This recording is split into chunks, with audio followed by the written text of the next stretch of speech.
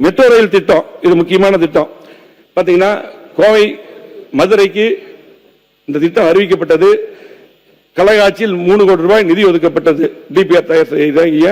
அதே போல அந்த திட்டத்தை முந்தைய ஆட்சி கூட எங்க மாவட்டத்தில் 2 சாலையில் அவனாசி ரோடு சத்தி ரோடுக்கு அதை எடுத்தாங்க. அதே போல இன்றைக்கு மத்திய அரசு வந்து பாத்தீங்கன்னா 20 லட்சத்துக்கு குறைவு என மத்திய அரசு திட்டத்தை கைவிட்டு இருக்குது. 2011 கணக்கின்படி தான் 20 லட்சம் மக்கள் தொகை. இன்றைக்கு வந்து 45 லட்சம் கோவையில் வந்து இன்னைக்கு மக்கள் தொகை இருக்குது. ஆகவே இன்னைக்கு பாத்தீங்கன்னா மத்திய அரசு இந்தூர், ஆக்ரா, பாட்னா, போபால் வடமாநில நகரில் 20 லட்சத்துக்கு குறைவா இருக்கிற அந்த பகுதிக்கு மெட்ரோ ரயில் கொடுத்திருக்காங்க.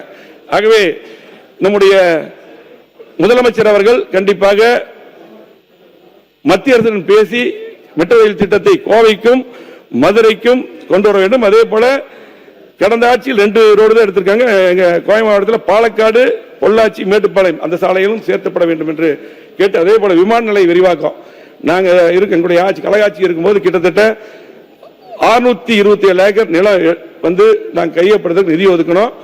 அதே போல கடந்த ஆட்சியில் அது அப்படியே பெண்டிங்கா போயிருச்சு. நிலம் ஒப்படைக்கல மத்திய அரசுக்கு.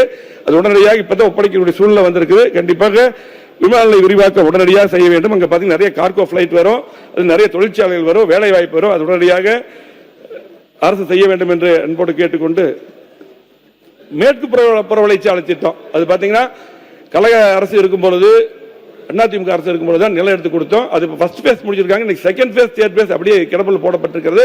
அதையும் நீங்க வந்து கண்டிப்பா வேகமாக முடித்து தர வேண்டும் என்று கேட்டேன். கேரளா இருந்து வரக்கூடிய நிறைய வாகனங்கள் நீலகிரிக்கெல்லாம் போவதற்கு நல்ல வசதியா இருக்கும். அதே போல இது ஒரு முக்கியமான பிரச்சனை.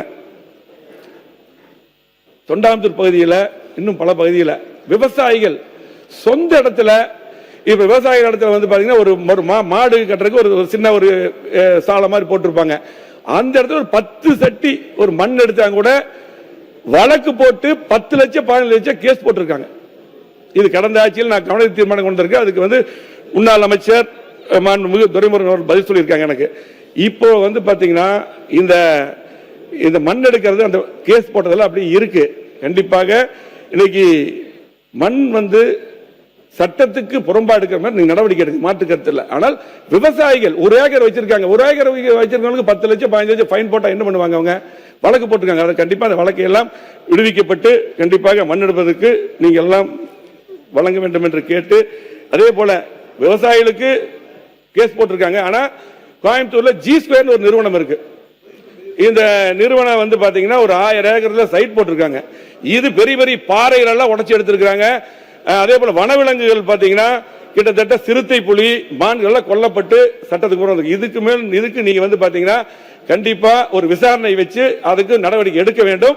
அன்னைக்கு வந்து சாதாரணமா விவசாயிகள் மேல வழக்கு, ஆனா ஜி ஸ்கொயருக்கு எல்லாமே கொடுத்திருக்காங்க. இது நடந்ததுதான். எங்க அவர் மாவட்டம் கண்டிப்பா எங்க மாவட்டத்தை பத்தி பேசிட்டு இருக்கேன்.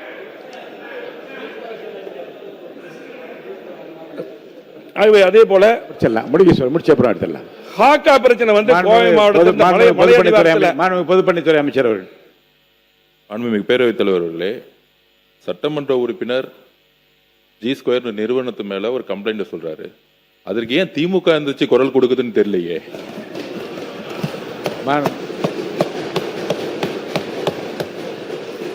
அதே போல ஹாக்கா கோவை மாவட்ட மலையடிவாரத்தையொட்டி பேரூராட்சிகள், ஊராட்சிகள் 1000க்கும் மேற்பட்ட குடியிருப்புகள் இந்த ஹாக்கா உங்களுக்கு தெரியும். கடந்த முறையே வந்து நாங்க ஆட்சியில் இருக்கும்போது இதுக்கெல்லாம் கிளியர் பண்ணி ஃபைனலா மூவ் பண்ணோம். அது கடந்த ஆட்சியில் அப்படியே பெண்டிங் ஆயிடுச்சு. அதை நீங்க வந்து கண்டிப்பா விடுவித்தரணும். எங்க தொண்டாம் தொகுதியில் நரசிவரம், தென்னமல்லூர், தேவராயபுரம், இக்கரை, போலுவாப்பட்டி, ஜாயநாயக்கமலை, வெள்ளிமலைப்பட்டினம், மத்துராயபுரம், தென்கரை, ஆலந்தரை, பூலுப்பட்டி, சுண்டகாமத்தூர் பல பகுதி இருக்கு. அதே போல கிணத்தூர் தொகுதி, மதுக்கரை, எட்டிமலை, கவுண்டமலை, மேட்டுமலை பல தொகுதியில் பாதிக்கப்பட்டிருக்கிறது. கண்டிப்பா ஆக்காலிருந்து விடுபட்டு தர வேண்டும் என்று கேட்டுக்கொள்கிறோம். அதே போல கிழக்கு புறவழிச்சாலை திட்டத்தையும் கோவை மாவட்டத்தில் பாத்தீங்கன்னா நிறுத்தி வைக்கப்பட்டிருக்கிறது மத்திய அரசால். அதையும் நீங்க செய்து தர வேண்டும் என்று கேட்டு, அதே போல மதுக்கரையில் பாலக்காடு மேல மரப்பாலம் ஒரு ஏரியா இருக்குது. நாங்க இவ்வளவு பாலங்களை கட்டணும்னு சொல்லி இருக்கிறோம். எல்லா பாலங்களும் கட்டி இருக்கிறோம். 50 ஆண்டு கால வளர்ச்சி கழக ஆட்சியில் கொடுத்திருக்கிறோம். ஒரே ஒரு பாலத்தை திமுக ஆட்சியில ரிப்பேர் பண்றதுதான் ரயில்வே மாமலம். 4 வருஷமா இன்னும் பண்ணிட்டு இருக்காங்க. இன்னைக்கு கேரளால அந்த மதுக்கரையில் அந்த பாலம் இருக்குது. மரப்பாலத்தில் கேரளால இருந்து டெய்லி நிறைய வாகனங்கள், வியாபாரிகள் கோயம்புத்தூருக்கு டெய்லி வருவாங்க. இன்னைக்கு 6 கிலோமீட்டர் சுத்தி வந்திருக்காங்க.